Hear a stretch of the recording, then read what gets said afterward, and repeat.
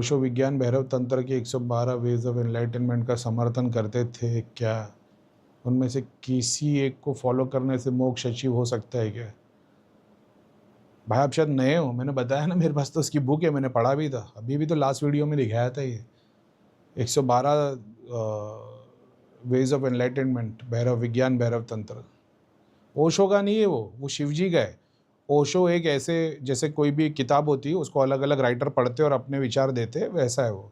और of course है, और मैंने तो बताया भाई उसमें तो लिखा हुआ है ना, सांस लो सांस रोको सांस खींचो सांस छोड़ो, उसके बीच का जो पल है वो ध्यान है। मेरे लिए ऐसा हो गया इसकी माँ की 35 साल से सांस ले रहे, अपने को यही नहीं पता था कि इतनी इंपॉर्टेंट चीज़ है। तो इसीलिए तो मैं बिलीव करता हूँ ना भाई कि ये वाला जो अपना रास्ता है सनातन वाला वो ग्रेट है।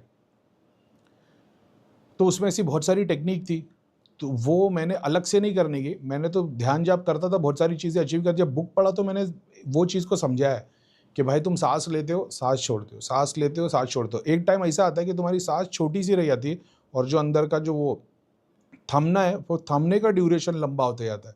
तो जो लोग ध्यान के एक्सपीरियंस वाले थे वो लोग समझ गए।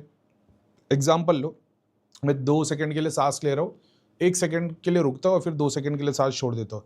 तो ये 2 सेकंड का सांस लेना है ना, ये फिर बाद में ऐसा हो जाता है कि 20 सेकंड लग रहे तुमको सांस लेने को, इतनी स्लो हो जाती है सांस, और फिर वो रुक जाती है और फिर 1 से 1.5 मिनट तक तुम सांस लेते ही नहीं हो। बाय डिफ़ॉल्ट तुम ऐसे एकदम स्टिल बैठे होते हो और उसमें तुम्हारा एकदम गहरा ध्यान चले जाता है।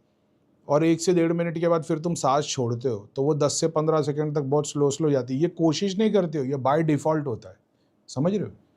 वो जो स्थान है, सांस खींचो और सांस रोको छोड़ो, उसके बीच का जो ध्यान है वो लंबा हो जाता है।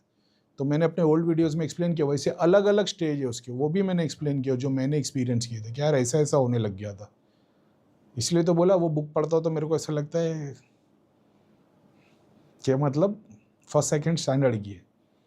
आगे में होगा उसके लिए पीएचडी, लेकिन जो शुरुआती मैंने जितना पढ़ा मेरे को ऐसा लगा यार ये तो ABCD वाला ज्ञान है, ये सब तो अचीव कर लिया, बस इतनी सी बात है। तो उसमें कोई ABCD की बात नहीं लिखी, उसमें तो भाई क्वांटम साइंस लिखा हुआ है, बस अपन ने पहले अचीव कर लिया, ऐसा हो गया।